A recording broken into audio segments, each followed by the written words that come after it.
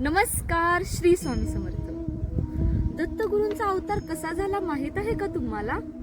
ब्रह्मा, विष्णू, महेश एकाच वेळी पृथ्वीवर का आले?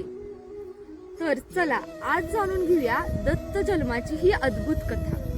गुरुचरित्र अध्याय 4.